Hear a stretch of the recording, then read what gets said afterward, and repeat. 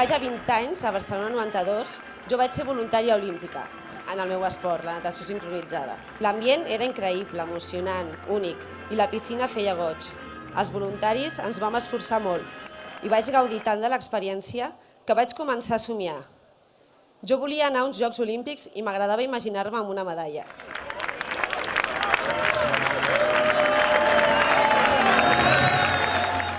Al llarg d'aquests dies, Barcelona va ser el centre del món. Vam estar orgullosos de la nostra cultura, la nostra gent, la nostra gastronomia. Tots ens van adonar que entre Barcelona i la família olímpica va néixer un vincle, una complicitat fantàstica.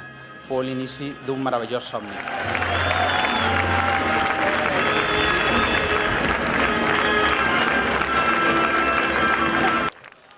Hem de dir que a partir d'allà hem agafat una inèrcia, que l'esport català està on està, i hem d'estar tots conscients que està on està degut a la inèrcia d'aquests Jocs Olímpics que a dia d'avui encara hi estem visquent.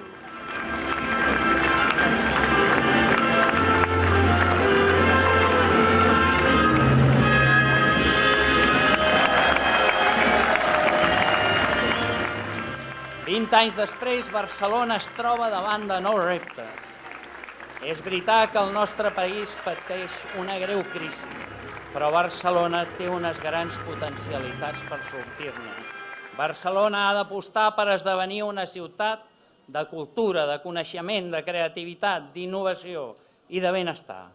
La transformació de Barcelona, gràcies als Jocs Olímpics, ha suposat que la nostra ciutat sigui coneguda al món, una ciutat referent en qualitat de vida i en el benestar de les persones.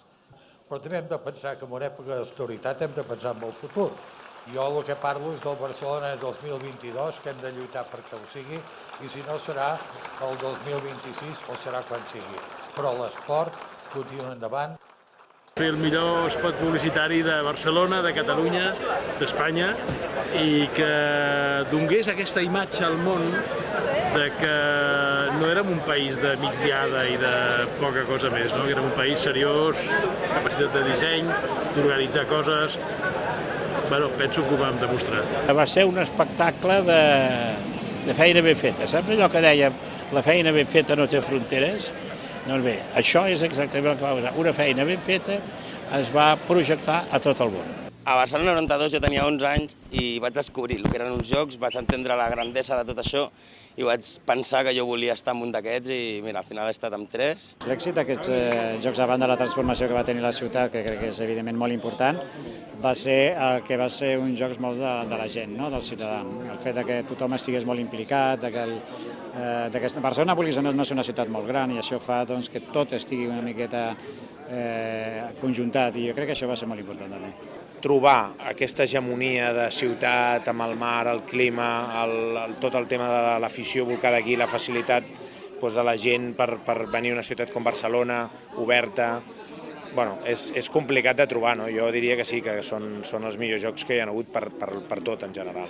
Pues es un poco la continuidad de cuando hace 20 años lo dejé a Rebollo, que era el arquero que encendió finalmente el pebetero, y un poco recordar ese momento maravilloso que todos vivimos durante los Juegos Olímpicos del 92.